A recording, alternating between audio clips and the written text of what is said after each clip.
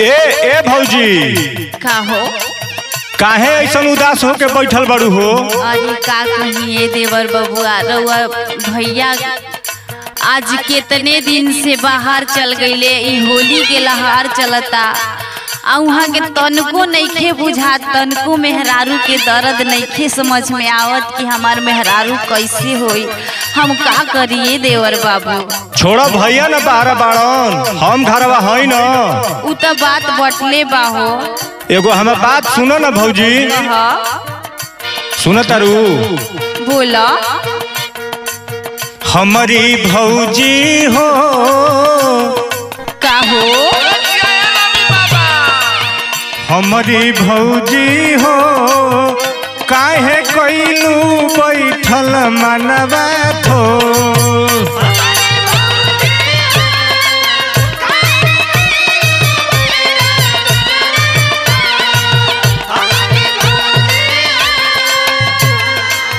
भैया के अपना दिल में बसवलू।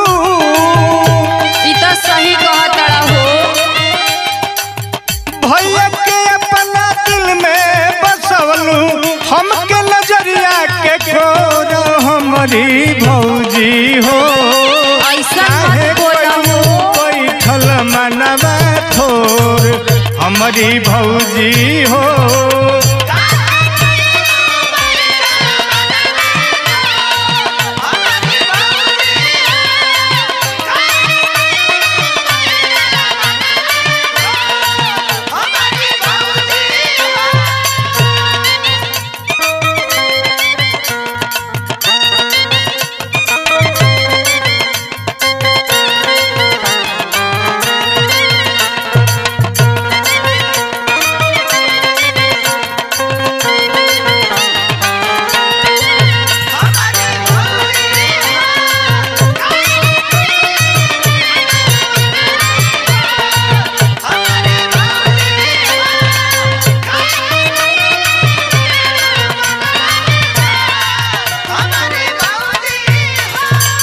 ए भौजी का देवर बाबू?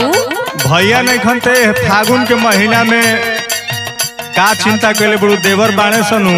उ तो बात बटले बाहो, लेकिन उ तोहार भैया नु हवन, उनकर ज्यादा टेंशन बानो। तो का करे के बा होली में मान ले के केहू के? अरे ना हो ऐसन मत बोला। लेकिन कह का कहल चाहता?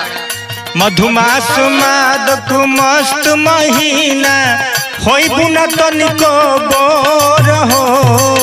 सही में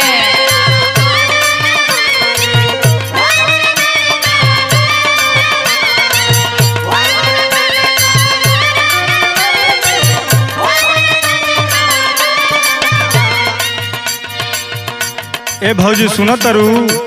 हाँ हो बोलो। फागुन महीना बसंती बयरिया। आए हाय हाय।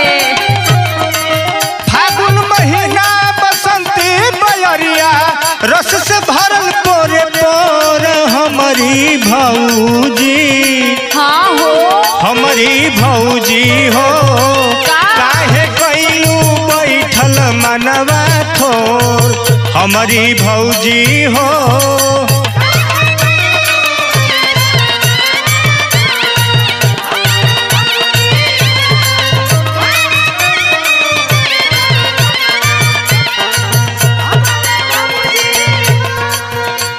भौजी तू झूठे न परेशान बड़ू। ला फागुन ऐसन महीना हो हाँ हाँ कि आजकल मर्द के जरूरत ना पड़ल, आजकल देवरे कुल काम करत न से भौजी। उ तो बात बटले बोले बा, लेकिन जान तड़ ना मेहरारू का करेली सन कि जब तक मर्द से रंग डलवैहन सन तब तक देवरों से ना लगवैहन सन। तो देवरने खातिर होली बनल बा। आवा देखा ई देवरन के टोली दुआर पाइल बा। होली जो गिरा हो खेला यौरी उड़े अबीर चहुओर हो। अरे बाप रे।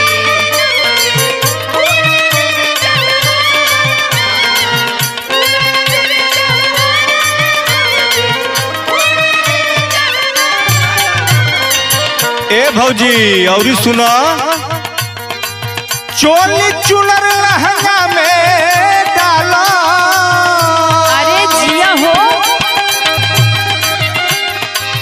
चोली चुनर लहंगा में डालब रंग चटकोर हमारी भौजी हो।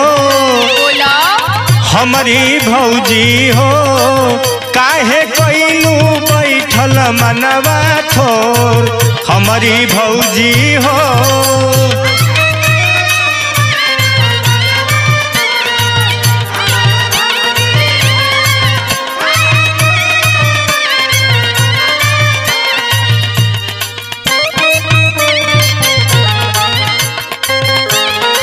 वाह वाह अरे जिया हो आलोक भैया। अरे वाह वाह रे राम केवल वो भौजी वाह।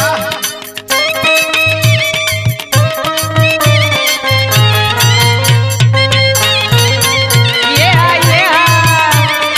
फगुआ कैसे बीती है भौजी?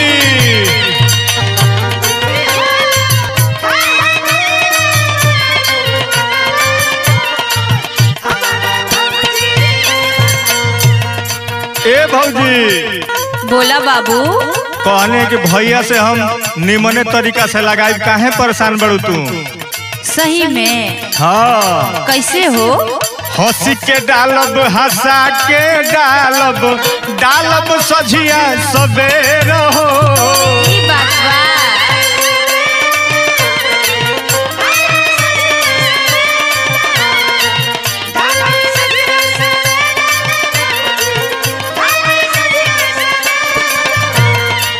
आ तो के कौनो परेशानी ना हुई है भौजी, बेरा से हम कुल काम करब। अच्छा होते दोपहरिया में रंगवा डालो। आए हाय हाय।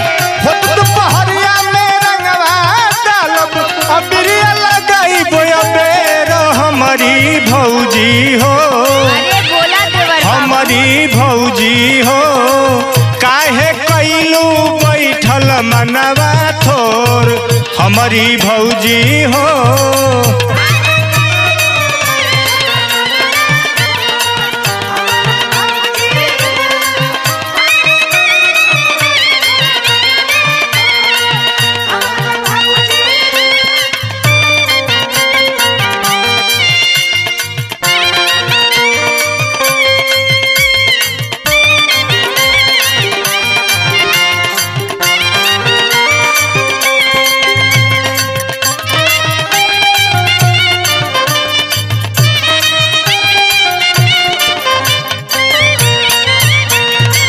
झूठे राम चोल के फेरवा बारू। अरे ऐसा जो फेरवा के उनकरा से बालिनु हम लास्ट में हम ही कामे आई समझो बात के।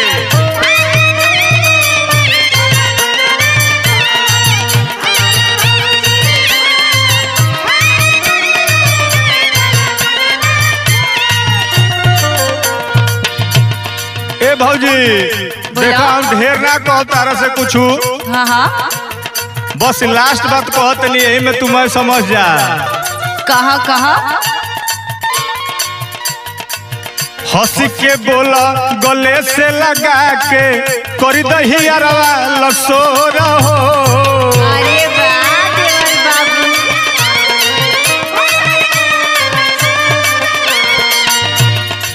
विष्णु देव सैलानी के चाहत। आए हाय हाय हाय।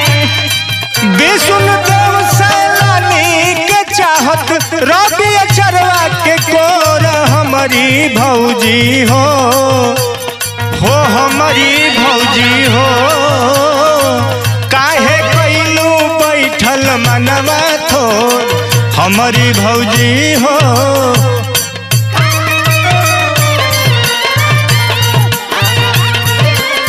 काहे कइलू बैठल मनवा थोर हमारी भौजी हो।